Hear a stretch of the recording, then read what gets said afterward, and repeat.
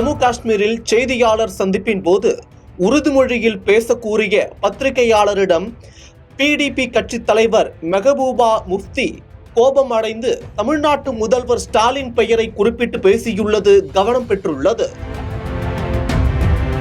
ஜம்மு காஷ்மீரில் மக்கள் ஜனநாயக கட்சியின் தலைவரான மெஹபூபா முஃப்தி ஸ்ரீநகரில் உள்ள கட்சி தலைமையகத்தில் செய்தியாளர்கள் சந்திப்பு நடத்தினார்.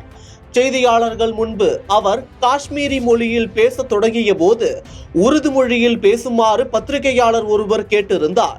இதனால் கடும் கோபமடைந்த முஃப்தி, உங்களுக்கு மொழிபெயர்ப்பு வேண்டுமா? ஏன், நீங்கள் வேண்டுமெனில் மொழி பெயர்த்துக் கொள்ளுங்கள். தமிழக முதல்வர் மு.க. ஸ்டாலினை ஆங்கிலத்திலோ அல்லது உருதுவிலோ பேச சொல்ல கேட்டிருக்கிறீர்களா? தாய்மொழிக்கு மரியாதை அளிக்க கற்றுக்கொள்ளுங்கள். காஷ்மீரி மொழிக்கும் மரியாதை அளியுங்கள் என்று கோபமடைந்தார். தொடர்ந்து தனது தாய்மொழியான காஷ்மீரி மொழியில் பத்திரிகையாளர்களின் கேள்விக்கு பதிலளித்தார். மேலும் வங்கதேசத்தில் நடக்கும் வன்முறையில் இந்தியர்கள் 2 பேர் கொல்லப்பட்டது பற்றி அவரிடம் கேள்வி கேட்கப்பட்டது. அதற்கு மெஹபூபா முஃப்தி, வங்கதேசத்தில் சகிப்புத்தன்மை என்பது குறைந்து விட்டது. கும்பலாக சென்று ஒருவரை அடித்து கொல்லும் சம்பவங்கள் நடந்து வருகிறது. வங்கதேசத்தில் நடக்கும் தற்போதைய சம்பவங்கள் எனக்கு வலியை ஏற்படுத்துகிறது.